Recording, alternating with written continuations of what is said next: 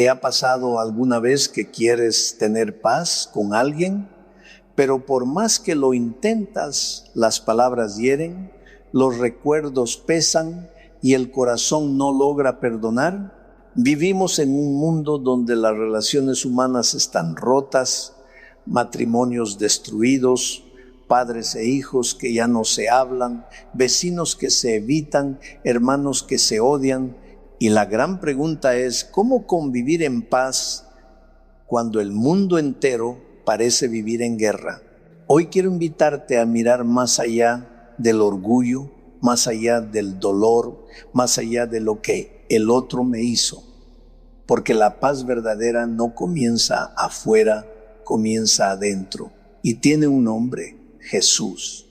Bienaventurados los pacificadores, dijo el Señor, porque ellos serán llamados hijos de Dios. Así que quédate conmigo, porque lo que vas a escuchar hoy puede sanar tu corazón, restaurar tu familia y devolverle la paz a tu alma.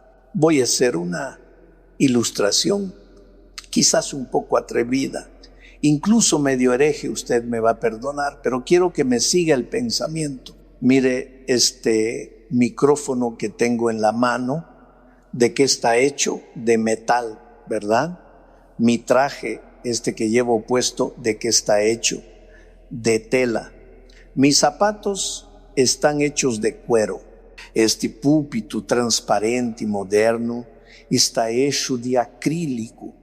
Y esta Bíblia, que tanto amamos, está hecha de papel.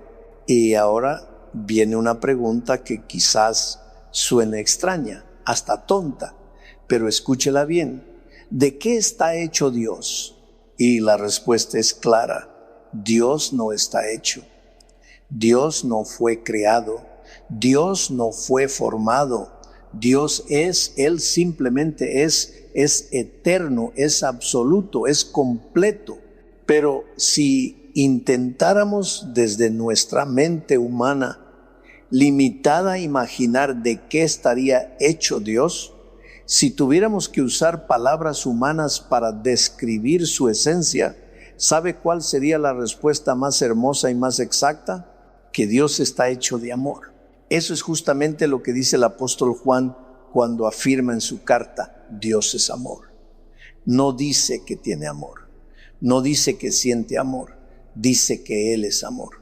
En otras palabras, el amor existe en este mundo no porque tú y yo lo sintamos, no porque lo buscamos o lo inventamos. El amor existe porque Dios es amor. Ahora escúchame bien, porque esto es profundo. Cuando el apóstol Pedro te dice, en la iglesia deben amarse los unos a los otros, no te lo está diciendo como una sugerencia opcional.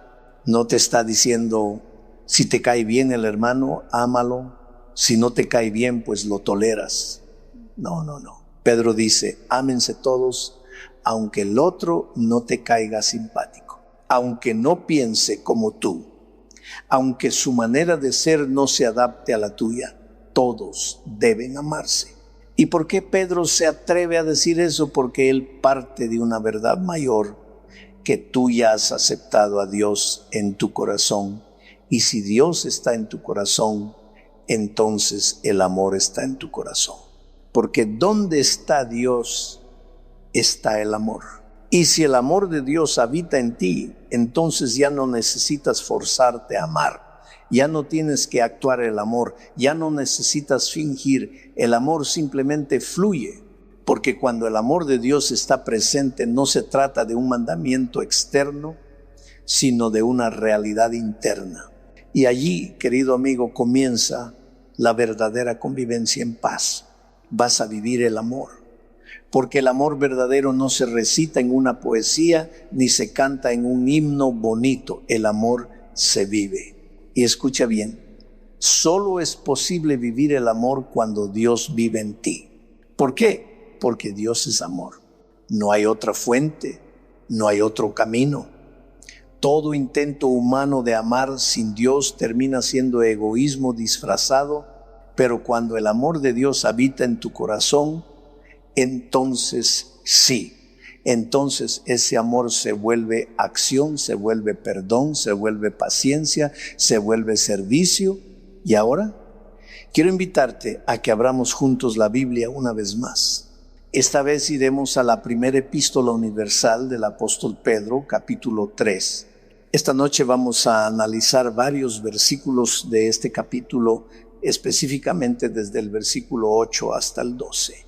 Pero por ahora vamos a enfocarnos en los dos primeros versículos para empezar a comprender la profundidad de lo que Dios nos quiere enseñar aquí. Antes de leer, permíteme decirte algo sobre lo que representa la iglesia de Dios en esta tierra. En primer lugar, y esto tiene que quedar muy claro en tu mente y en tu corazón, la iglesia no salva. Escúchame bien, la iglesia no tiene poder para salvar a nadie. No pienses que por el simple hecho de venir a la iglesia vas a ser salvo. No pienses que por sentarte en un banco cada sábado, cada domingo, cada semana, ya tienes asegurado el cielo. No, querido. La salvación viene de Cristo, solo de Él. Pero, y aquí viene algo muy importante, la iglesia sí juega un papel crucial en la vida del cristiano. Porque aunque no salva, la iglesia es el lugar donde creces. Es el terreno donde se cultiva tu fe. Es el espacio donde Dios te confronta, te moldea, te pule, a veces a través de personas difíciles, otras veces a través de mensajes que incomodan, pero siempre con amor. La iglesia es, en cierta forma, el taller de Dios. Un lugar donde Él trabaja tu carácter, donde te prepara para el cielo. Y por eso es que el apóstol Pedro va a hablarnos en este pasaje de cómo debemos comportarnos dentro de la iglesia y cómo vivir en paz los unos con los otros. Porque si no sabemos convivir aquí, en esta tierra, ¿cómo vamos a convivir en el cielo por la eternidad? Tú no eres cristiano simplemente porque vienes a la iglesia, no. Ser cristiano no es una costumbre religiosa ni una tradición de domingo. Pero por favor, si no estás en comunión con la iglesia, tampoco digas que eres cristiano. Según las enseñanzas del Señor Jesucristo, Él es la cabeza y la iglesia es su cuerpo. ¿Y cómo vas a amar a la cabeza pero despreciar el cuerpo? La Biblia usa varias figuras para ilustrar esta relación sagrada. Una de ellas es que Jesús es el esposo y la iglesia es la esposa. ¿Qué significa eso? Que Cristo respeta profundamente a su iglesia, la considera suya, la ama, la cuida, se entregó por ella. Y aquí viene algo que a veces la gente no entiende. Tú no puedes ir donde una persona, darle un beso en la frente y al mismo tiempo darle una patada en la pierna. No puedes decir, yo amo a Jesús, pero no quiero saber nada con la iglesia. No tiene sentido, porque Cristo y su iglesia son uno solo. Decir que amas a Jesús, pero desprecias la iglesia, es como decir, amo tu rostro, pero rechazo tu cuerpo. Y eso no funciona. Porque si amas a Cristo, también vas a amar lo que Él ama. Y Él ama a su iglesia. Te voy a dar un ejemplo sencillo. Supón que yo te invito a cenar a mi casa. Te recibo con cariño, con los brazos abiertos. Pero al entrar, tú saludas a todos y de pronto le das una bofetada a mi esposa. ¿Tú crees que eso me va a dejar tranquilo? ¿Tú crees que yo voy a decir, no importa, al menos me saludó a mí? Claro que no, porque si me respetas, también vas a respetar a quien yo amo. Y si me amas, también vas a amar a mi esposa. Así es con Jesús. Él no acepta que alguien diga, yo quiero a Cristo, pero no soporto a la iglesia, porque Cristo no está separado de su iglesia. Cristo es la cabeza y la iglesia es el cuerpo. Quien ama al esposo, ama también a la esposa. Quien respeta la cabeza, honra también al cuerpo. Y quien ha nacido del Espíritu, no desprecia el lugar donde el Espíritu mora. Por eso, querido amigo, si tú dices que eres cristiano, pero te apartas de la iglesia, si rechazas la comunión, si desprecias el cuerpo de Cristo, entonces no has entendido lo que significa seguir a Jesús. Porque seguir a Jesús no es caminar solo, es caminar en familia, en su iglesia, en comunidad, unidos, como un solo cuerpo, un solo espíritu, una sola fe, un solo Señor. Y te digo así, con toda claridad, imagínate que yo te llamo y te invito a cenar, te digo, ven esta noche a las 8, te estoy esperando. Voy a preparar un tallarín al pesto delicioso, una de mis especialidades. Estás invitado. Pero luego te digo algo más, solo un favor, por favor, no me traigas a tu esposa. Esa sinvergüenza no la quiero ver ni en pintura. Ahora dime tú, ¿qué hombre que se respeta a sí mismo aceptaría una invitación así? ¿Qué hombre verdaderamente íntegro permitiría que inviten a su casa a él, pero desprecien a su esposa? Ninguno. Porque cuando estás casado, tú y tu esposa son una sola carne, una sola vida, un solo destino. Si no puedes recibir a mi esposa, entonces tampoco me estás recibiendo a mí. Es simple. Y sin embargo, a lo largo de mi vida como pastor me he encontrado con muchas personas que me dicen lo mismo una y otra vez. Pastor, yo ya le entregué mi vida a Cristo. Amo a Jesús con todo mi corazón. Jesús es lo mejor que me ha pasado en la vida. Pero no quiero saber nada de la iglesia. Y yo me pregunto, ¿cómo puede ser eso? ¿Cómo puedes amar a Jesús y rechazar su iglesia? ¿Cómo puedes decir que amas al esposo pero desprecias a la esposa? ¿Cómo puedes decir que amas la cabeza pero no el cuerpo? ¿Cómo funciona eso? Suena bonito, lo sé, parece espiritual, parece maduro, pero no tiene lógica, no tiene sentido. Es una contradicción total, porque lo más precioso que Dios tiene en esta tierra es su iglesia. Y escúchame bien, la iglesia no está hecha de ladrillos, ni de paredes, ni de columnas. La iglesia no es el edificio. La iglesia no son los techos, ni los vitrales, ni el mobiliario. La iglesia eres tú. La iglesia soy yo. La iglesia somos nosotros. La iglesia está formada por personas frágiles, imperfectas, con errores, con defectos, pero también personas que han sido alcanzadas por la gracia de Cristo. Personas que están en proceso de redención. Y cuando desprecias a la iglesia, estás despreciando lo que Jesús más ama. Cristo dio su vida por la iglesia. Y cuando alguien dice, yo quiero a Jesús, pero no quiero a la iglesia, está haciendo lo mismo que aquel invitado grosero que acepta la comida, pero ofende a la esposa del anfitrión. No se puede separar a Cristo de su iglesia. No se puede amar al esposo y despreciar a la esposa. No se puede besar la frente de Jesús y patear las piernas de su cuerpo. Cristo es la cabeza y la iglesia es su cuerpo. Son uno solo. Y si verdaderamente has nacido de nuevo, si el Espíritu de Dios vive en ti, entonces vas a amar la iglesia, vas a orar por ella, vas a servir en ella, vas a ser parte activa, parte viva. Porque quien ama al Señor también ama lo que Él ama.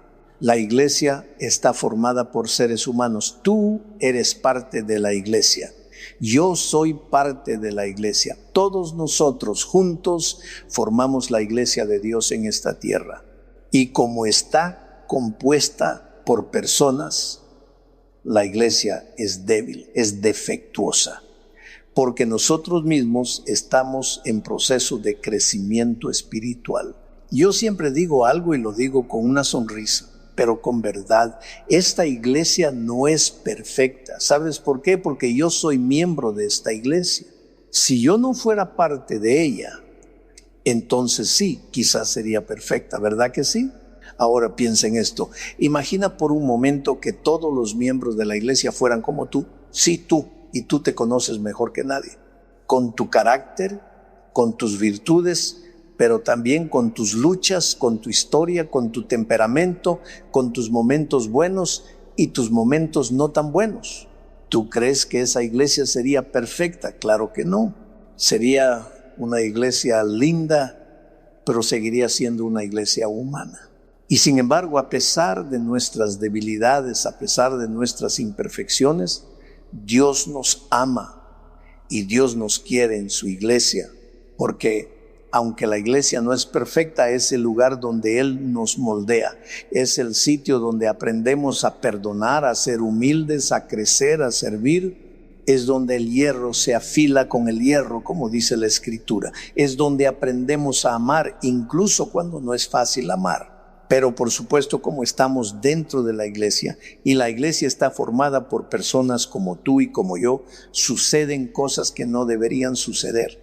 A veces nos frustramos, a veces alguien dentro de la iglesia te mira mal, a veces alguien murmura de ti, o no te saluda, o te juzga sin conocerte, o simplemente no te cae bien. Y entonces el enemigo susurra, ¿ves?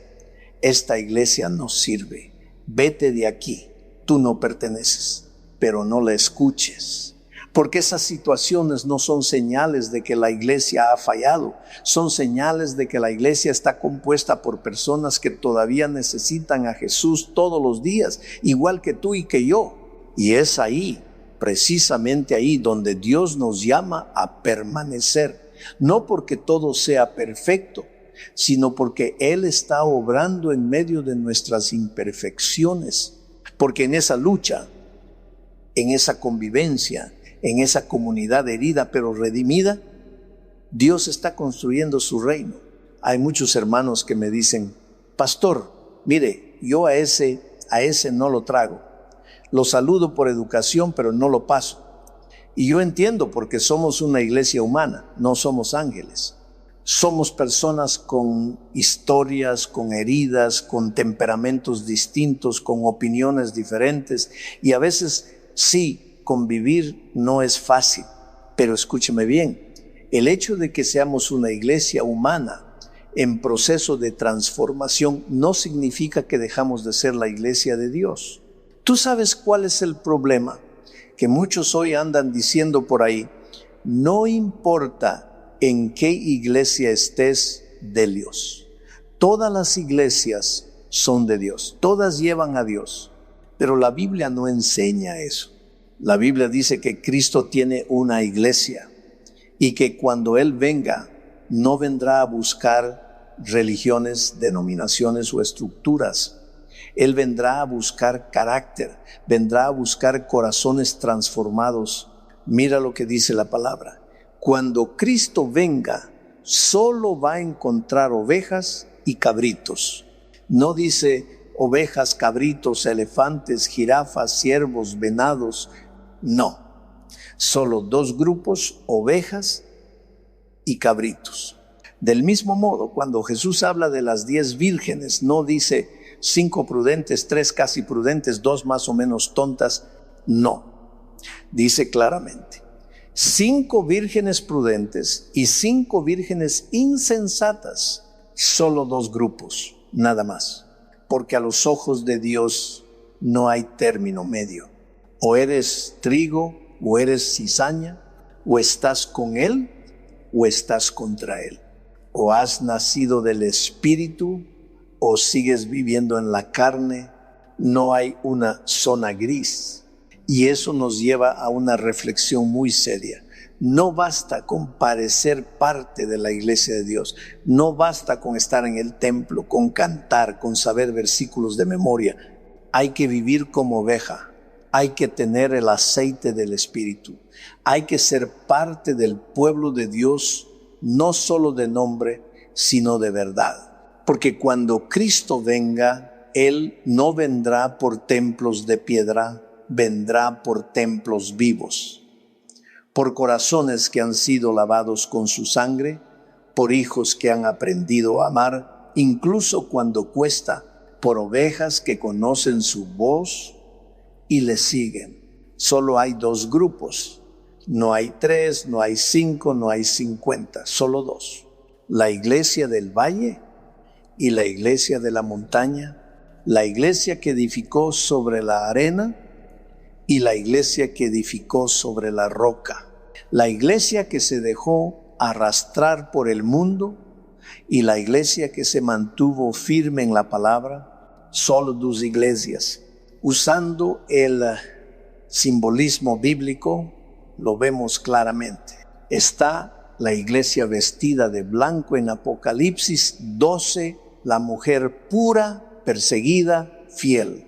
Y está también la iglesia vestida de escarlata, de rojo, la mujer que fornica con los reyes de la tierra. Dos iglesias, nada más.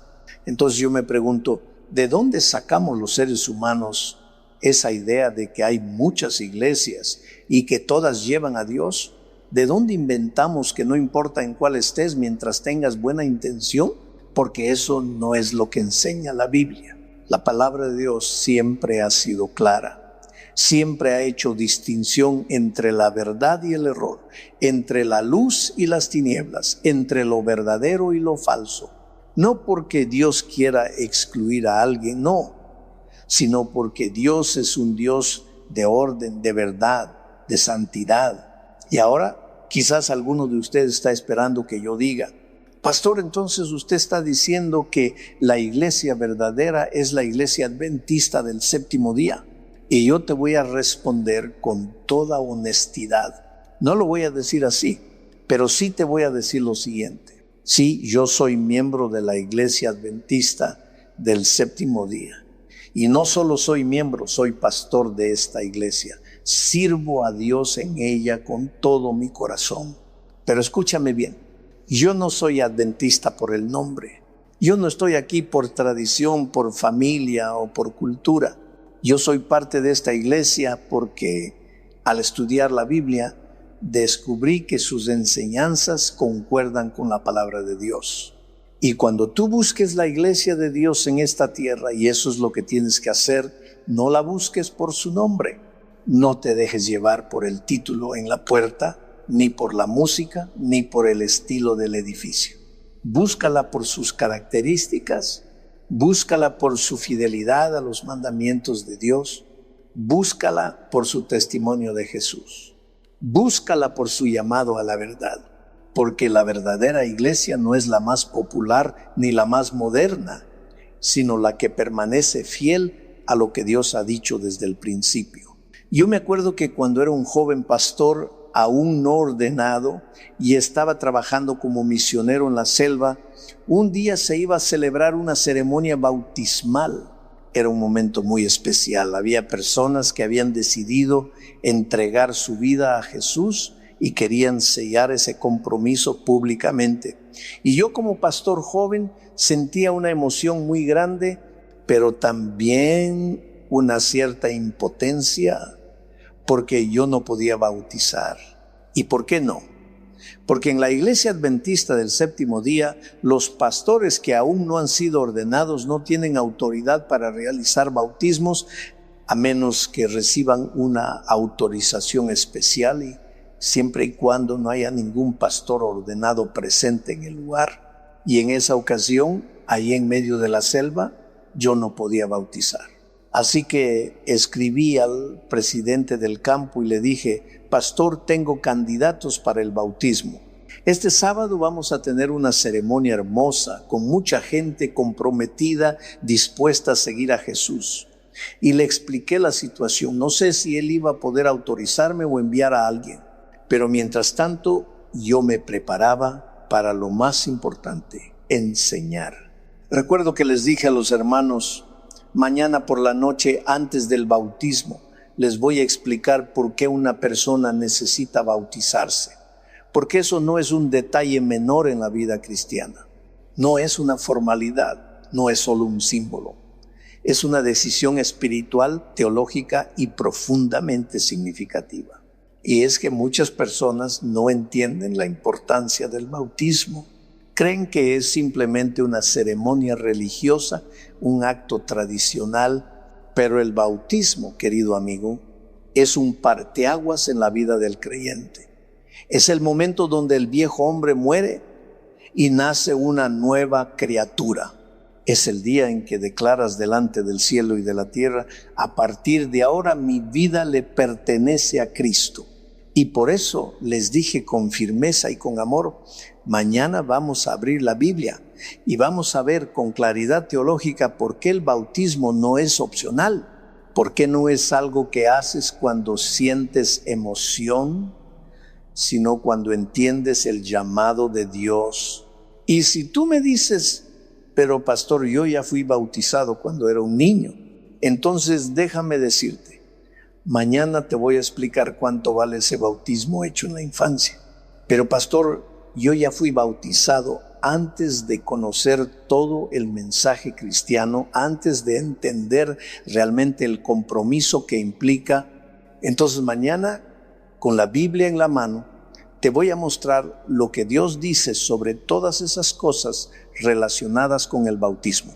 Porque el bautismo es demasiado importante como para dejarlo a la interpretación humana. Tiene que estar basado en la palabra. Pero ahora déjame contarte cómo fue aquella experiencia. Íbamos a tener un bautismo allá en medio de la selva y como te dije, yo no podía bautizar. Así que el presidente del campo me escribió y me dijo, te voy a mandar un pastor jubilado para ayudarte con la ceremonia. Yo le pregunté, ¿y cómo se llama ese pastor? Me dijo, se llama Mateo Aguilar. La verdad yo no lo conocía. Nunca lo había visto. Y recuerda, eso fue hace muchos años. En aquel tiempo no había WhatsApp, no había celular, no había correo electrónico, ni siquiera fax. Eran tiempos de telegramas, de cartas escritas a mano, de sobres que demoraban días, a veces semanas en llegar. Y fue así como él me mandó una carta sencilla, escrita con letra firme, donde me decía que estaba en camino, que llegaría a tiempo para la ceremonia. Y en esa carta también me decía algo que me tocó profundamente y que más adelante te voy a contar. Porque ese pastor jubilado que yo no conocía terminó siendo un instrumento de Dios en mi vida. Alguien que llegó justo a tiempo, enviado por el cielo para cumplir un propósito especial. Mira, el presidente me dijo, el pastor Mateo Aguilar es una persona muy fácil de identificar, así que anota bien estas características. Y me comenzó a describir. Primero, es un hombre alto. Segundo, es jubilado, ya es de edad avanzada. Tercero, es delgado. Cuarto, tiene un lunar grande en la mejilla izquierda. Y quinto, siempre anda con corbata y lleva bajo el brazo un cartapacio negro, de esos que los pastores usan para llevar sus Biblias, himnarios y documentos. Y me dijo, así que ve a la ciudad, espéralo donde llega el ómnibus. Y cuando veas bajar a un hombre con esas características, ese es el pastor Mateo Aguilar. Así que me fui.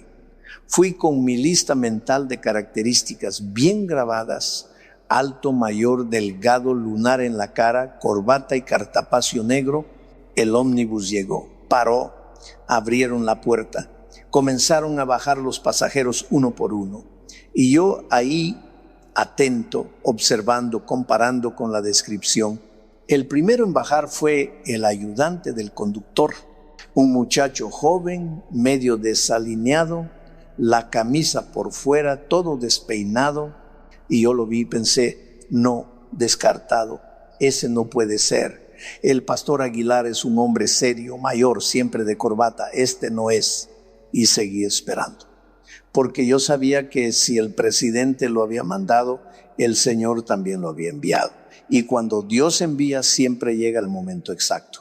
La segunda persona que bajó del ómnibus fue una dama, y claro, tampoco podía ser porque el pastor Aguilar es hombre. La tercera persona era un señor corpulento, vestido de manera muy informal, camisa arrugada, sin corbata, sin cartapacio. Lo miré y dije, no, tampoco es. Y así fui, uno por uno, comparando con las características que me habían dado, hasta que de pronto bajó un hombre alto, delgado, de edad, con corbata, un cartapacio negro bajo el brazo y un lunar visible en la mejilla izquierda. Concordaba en todo. Todas las características coincidían. Me acerqué con respeto y le dije, buenas tardes, Pastor Aguilar. Él me miró, algo sorprendido, y me respondió, sí. ¿Y tú eres? Soy el pastor, le dije. Entonces me miró aún más curioso y preguntó, ¿y cómo supiste que yo soy el pastor Aguilar? Le sonreí y le dije, porque tengo las características. Y querido, ahora escúchame con atención. Si tú hoy me preguntas, pastor, ¿cómo puedo saber cuál es la verdadera iglesia de Dios en esta tierra? Te voy a dar la misma respuesta. Busca las características, no te dejes llevar por el nombre, no te dejes impresionar por el edificio, no te deslumbres por la música ni por el programa. Busca las características que están en la palabra de Dios. Porque así como yo encontré al pastor Aguilar no por su nombre, sino porque todo en él coincidía con la descripción que me dieron, así también tú puedes identificar cuál es la iglesia que permanece fiel a los principios eternos, a la verdad revelada, a los mandamientos de Dios y al testimonio de Jesús. Y eso, mi amigo, no lo digo con orgullo denominacional, sino con convicción bíblica. La iglesia de Dios tiene señales, tiene identidad, tiene misión, y si buscas con un corazón sincero, la vas a encontrar, porque Dios no juega al escondite con su pueblo. Dios revela, Dios llama y Dios confirma. Las características de la iglesia verdadera, bueno, ese no es el tema de esta noche. Pero déjame decirte una cosa, es un tema muy interesante y deberías tomarte el tiempo para estudiarlo con tu Biblia abierta, con oración, buscando sinceramente la verdad. Porque Dios, sin lugar a dudas, tiene una iglesia en nuestros días. No es una iglesia perfecta, pero sí es una iglesia fiel. Una iglesia que guarda los mandamientos de Dios y tiene el testimonio de Jesús. Una iglesia que predica el mensaje eterno del Apocalipsis. Una iglesia viva. Una iglesia en misión. Pero como te dije, ese no es el tema de esta noche. Esta noche, más bien, vamos a hablar sobre la naturaleza de la iglesia.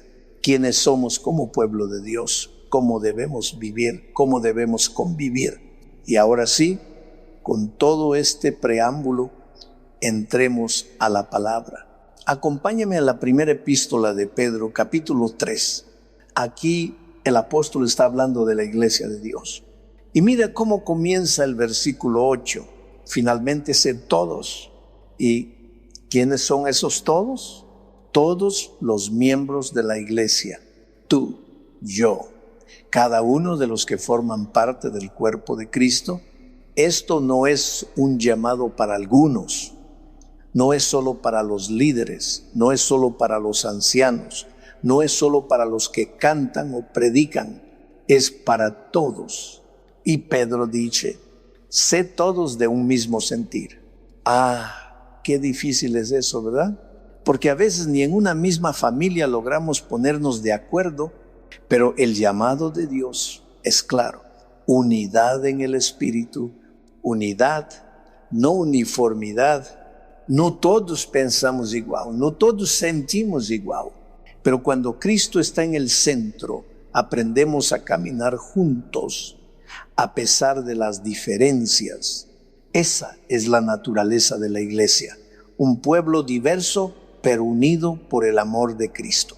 Aquí es donde comienzan a surgir los problemas y las dificultades.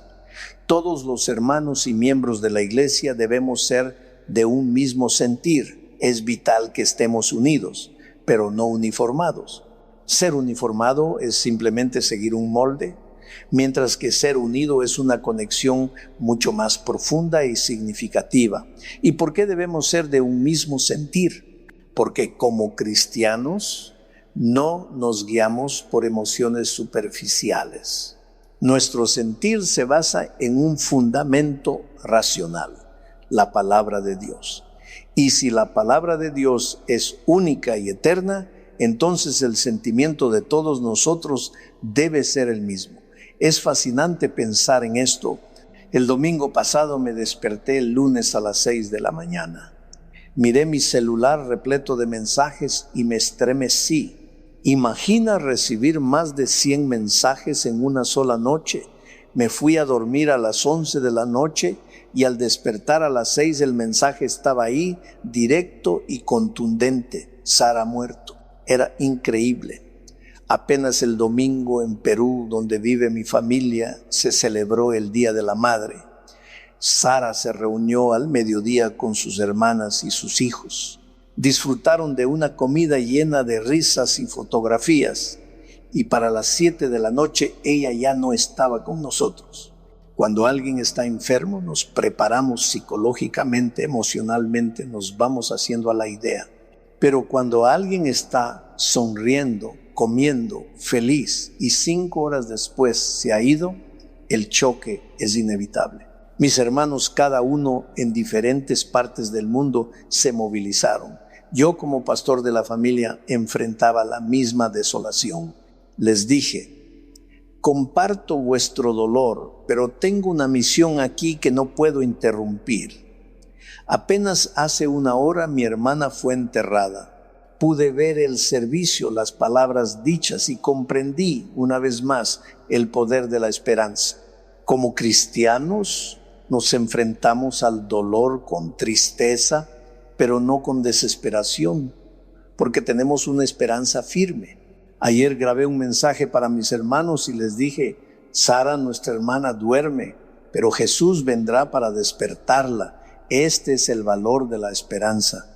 Y mi esperanza no se basa simplemente en emociones pasajeras, se basa en la palabra de Dios, en sus promesas inquebrantables. La esperanza cristiana trasciende el simple deseo de que algo ocurra. En el diccionario, esperanza es esperar que algo suceda, pero en el sentido teológico es la convicción absoluta de que lo que Dios ha prometido se cumplirá. No es un ojalá, es certeza. Mi hermana ha muerto, pero la palabra de Dios dice que ella duerme y cuando Jesús regrese, resucitará. Esto no es un deseo, es convicción, porque la palabra de Dios lo asegura. Es en este sentido que Pedro le dice a la iglesia: son todos de un mismo sentir, no de una misma emoción, sino de una misma manera de pensar, ya que su pensamiento está fundamentado en la palabra de Dios, que es eterna. La hierba se seca, la flor se marchita, pero la palabra de Dios permanece para siempre. Por eso, queridos hermanos, cuando las tormentas llegan, cuando la oscuridad y las tragedias nos envuelven, seguimos siendo humanos y podemos llorar. ¿Acaso crees que mis hermanos no han derramado lágrimas? Pero en medio de todo, la esperanza nos sostiene, nos guía y nos da fuerza para seguir adelante. ¿Tú crees que yo en silencio no he derramado una lágrima? Sin embargo, aquí estoy predicando con convicción, con seguridad y sobre todo con esperanza.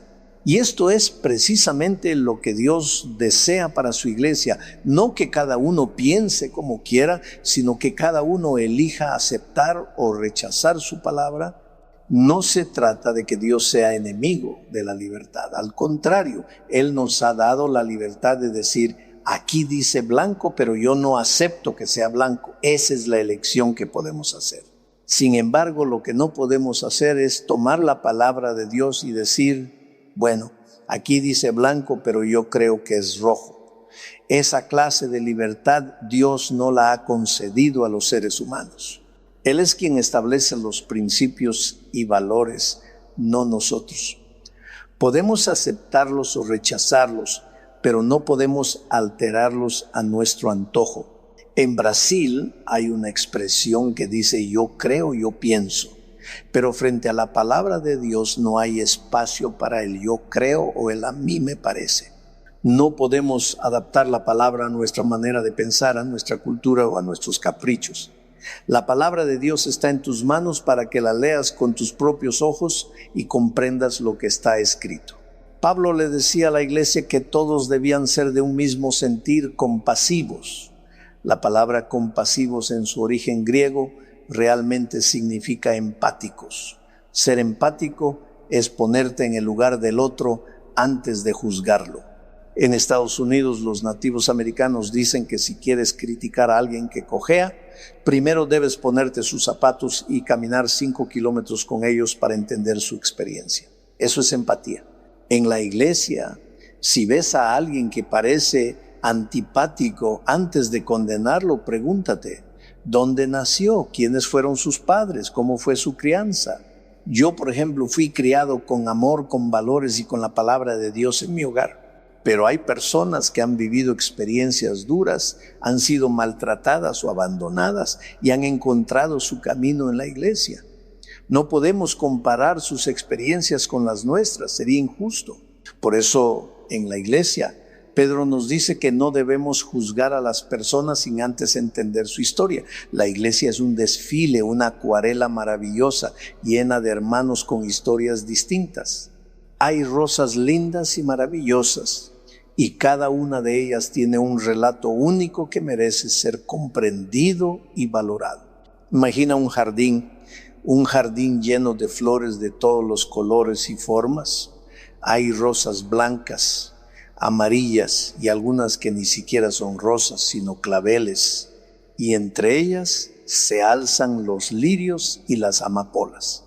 Así es la iglesia de Dios, un jardín de diversidad y de enriquecedora variedad.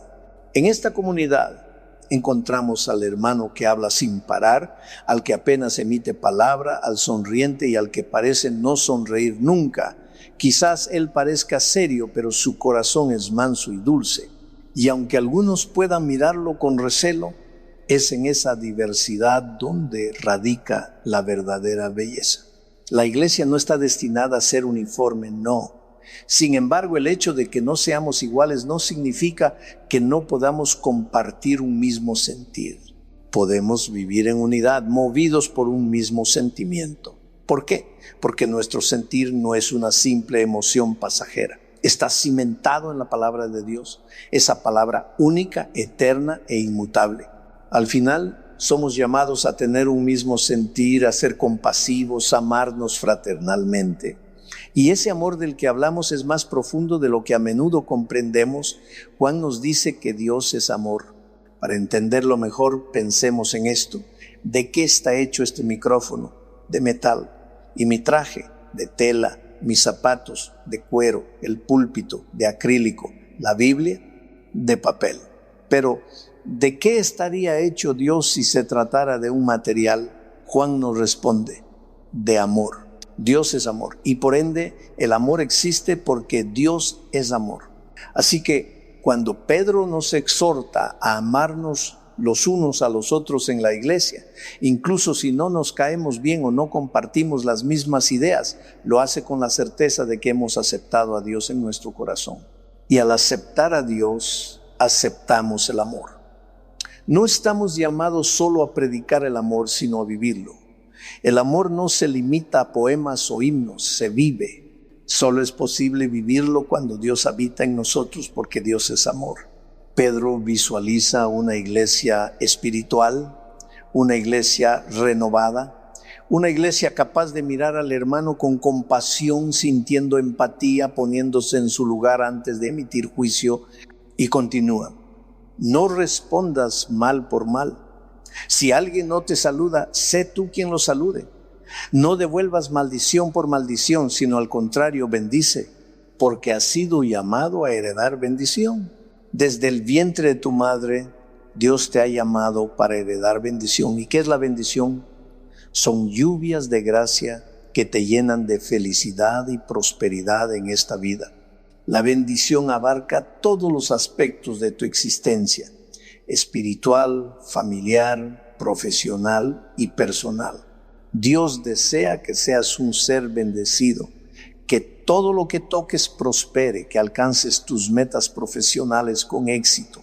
Así que, amigos, vivamos con amor, con bendición y permitamos que nuestras vidas sean un testimonio del amor eterno que es Dios.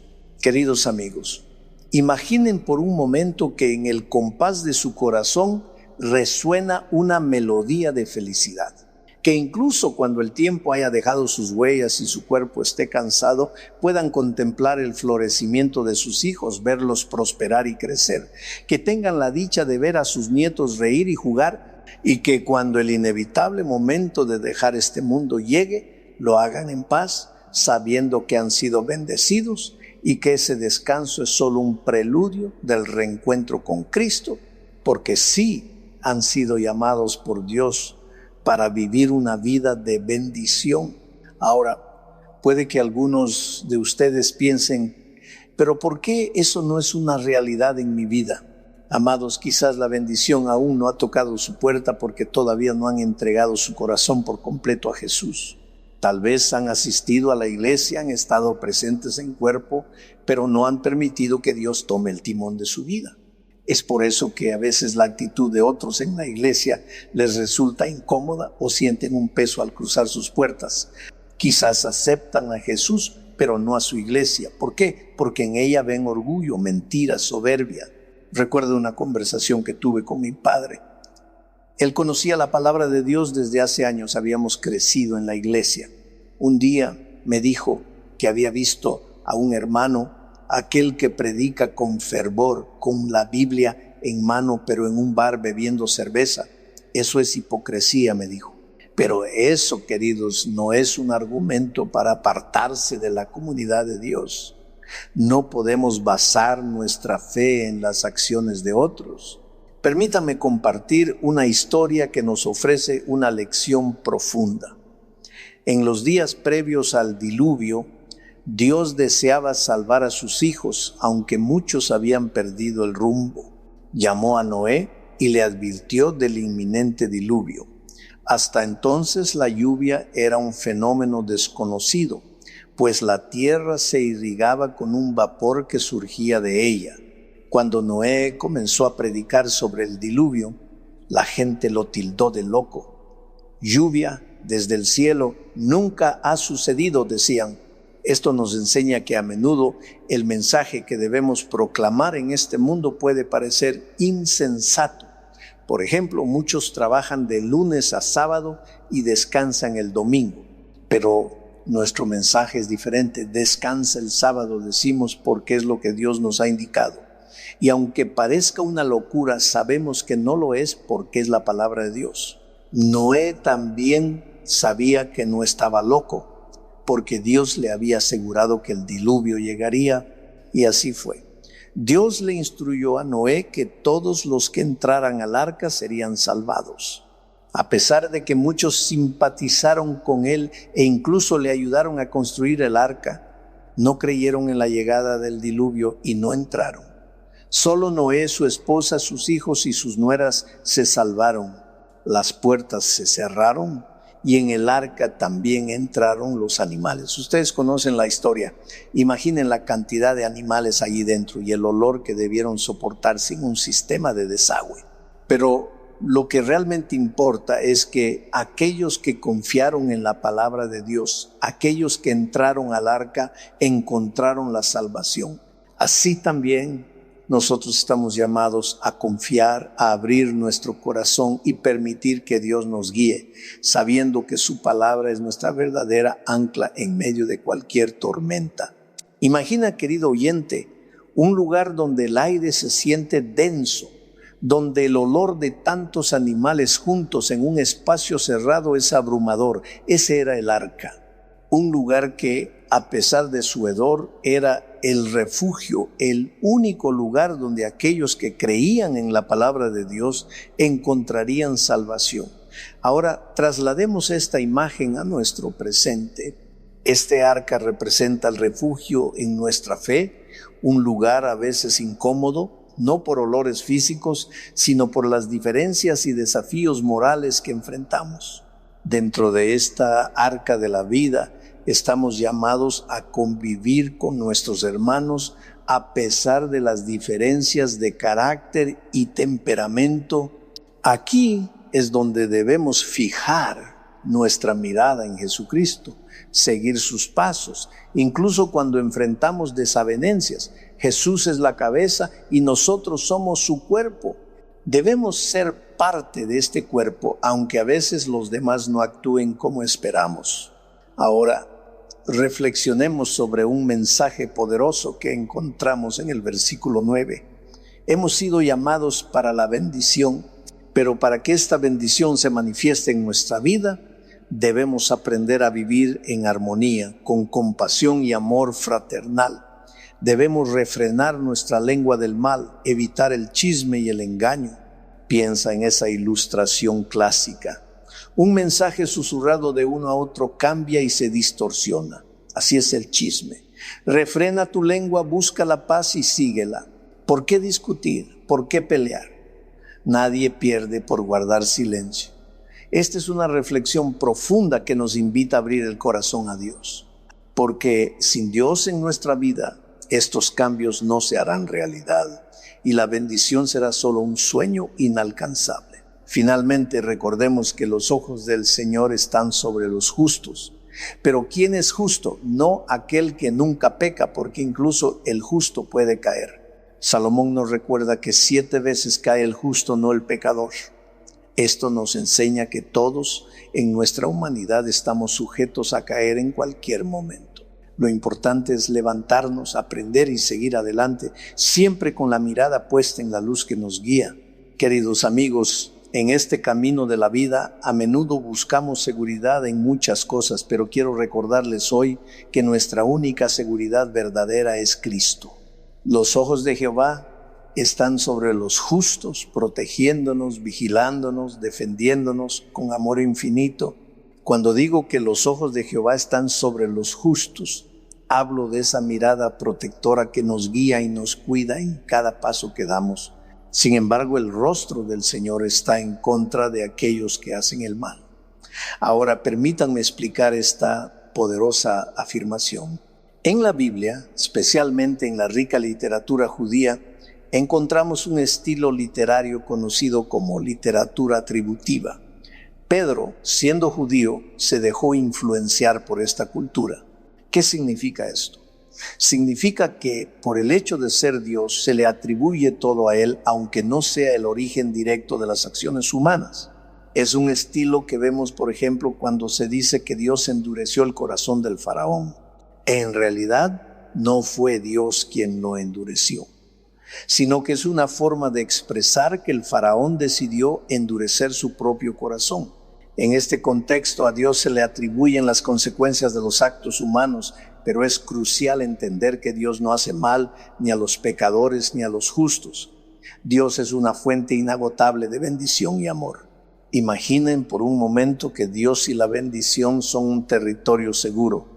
Si deseas ser un hombre verdaderamente bendito, no te apartes de ese territorio, no sueltes la mano de Jesús. Pero si decides soltarla, te introduces en el territorio de la muerte y la maldición por tu propia elección, no porque Dios lo desee para ti. En la literatura hebrea parece que Dios maldice, pero esa no es la realidad. Es un estilo literario que atribuye todo a Dios. La maldición es una decisión personal. En este sentido, la muerte no es un castigo divino, sino una opción humana. Al separarnos de la vida que es Dios, elegimos un camino de oscuridad. Y quiero compartir algo más que podría sorprender a algunos. Dios es amor y misericordia, pero eso no significa que todos se salvarán sin importar sus acciones. A menudo escucho que por ser amor y misericordia, Dios salvará a todos sin importar cómo vivan, pero no es así. La muerte no proviene de Dios, es una elección que hacemos. El pecado, amigos míos, es muerte porque es un alejamiento de Dios, quien es la fuente de toda vida. Cristo vendrá para destruir el pecado, porque el pecado es lo más repulsivo a los ojos de Dios. ¿Por qué? Porque el pecado te destruye, te anula, te hace sufrir. Dios te ama tanto que no puede aceptar el pecado, ya que te lleva al sufrimiento y a la miseria. Así que, hermanos, elijamos la vida, elijamos a Dios, porque en Él no hay muerte, solo amor y esperanza eterna. Queridos amigos, en el momento en que Cristo regrese, su objetivo no será destruir a los seres humanos, sino eliminar el pecado que nos separa de la verdadera vida. Imaginemos ese instante como una oportunidad de salvación, una invitación abierta para todos aquellos que decidan abrazar al Dios de la vida y vivir en comunión con Él. Pero, ¿qué ocurre si nos aferramos al pecado, si escuchamos la llamada divina y, sin embargo, no la seguimos porque el mundo y sus tentaciones nos atraen más? La Biblia nos recuerda que hoy es el día de la buena nueva, hoy es el día de la salvación, hoy Dios te llama porque eres lo más valioso que Él tiene en esta vida. Quizás hoy sea tu cumpleaños y nadie se acordó de ti, nadie te hizo un pastel y te sientes solo. Tal vez tuviste un malentendido con alguien que dejara tu corazón triste, o tal vez recibiste una llamada con malas noticias desde un lugar lejano. Aún así decidiste venir aquí. Y es que, aunque te sientas abatido, Dios te conoce. Eres como un pajarito herido en las manos de Dios y Él te acoge y te atrae hacia su corazón. Si decides aceptar el amor de Jesús y te permites ser amado por Él, sentirás el latido de su corazón, el amor profundo que tiene por ti. Has sido llamado para ser una bendición. Y Dios desea que vivas una vida plena y feliz. Claro, encontrarás obstáculos en el camino, pero recuerda, Dios está ahí para ayudarte a superarlos. Para ello, debes entregarle tu corazón a Jesús, rendirte a Él y consagrarte a Él en cada momento de tu vida. A lo largo de esta semana, he extendido invitaciones en todos los rincones del mundo, y cada una lleva consigo la promesa de una vida transformada. Recuerdo una vez en Estados Unidos cuando hice una invitación y una joven se acercó. Tenía tatuajes en el rostro, colgantes de cadenas en su cuerpo y olía a alcohol y drogas. Al terminar mi oración, ella entró en un pequeño cuarto conmigo y el olor a droga era aún más intenso. Me miró y dijo: Dios no puede amarme. Mira mi vida, soy una basura. Y me hizo una pregunta desgarradora: ¿dónde estaba Dios cuando mis padres murieron en un accidente de tránsito? ¿Dónde estaba cuando mi abuela, mi única familia, falleció cuando yo tenía solo 12 años? Esta joven había pasado por un dolor inimaginable. A los 13 años fue violada por el esposo de la vecina que la había acogido solo por interés. Se vio obligada a vivir en la calle, donde sufrió más abusos, aprendió a beber, fumar y consumir drogas, buscando causarse dolor para mitigar su sufrimiento. En medio de su tormento me preguntó: ¿dónde estaba Dios? Queridos amigos, a todos nosotros nos puede asaltar esta misma pregunta en momentos de desesperación. Pero la verdad es que Dios siempre está presente, incluso en nuestro dolor más profundo. Él nos llama a todos, quiere sanarnos y ofrecernos una nueva vida. Aceptemos su amor y permitamos que nos transforme, porque incluso en nuestras circunstancias más oscuras, somos amados profundamente por Él. ¿Dónde estaba Dios?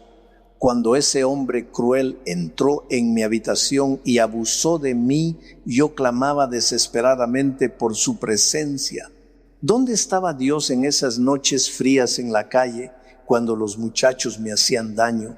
¿Qué clase de Dios es este? ¿Cómo puedes decir que Él me ama? Es natural que te sientas así. Todos en algún momento nos hemos enfrentado a la oscuridad y nos hemos preguntado: ¿dónde está Dios? ¿Qué ha hecho Él por mí?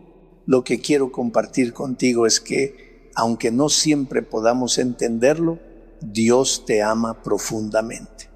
Puede que no tengas la misma historia que esta joven, pero sé que has sentido momentos de soledad y duda. Sin embargo, estás aquí, vivo, porque Dios tiene un propósito para ti, un plan que comenzó desde el momento en que estabas en el vientre de tu madre. Ahora, Dios te ha traído a esta familia, tu iglesia. Una comunidad en la que encontrarás personas que, como todos nosotros, son imperfectas.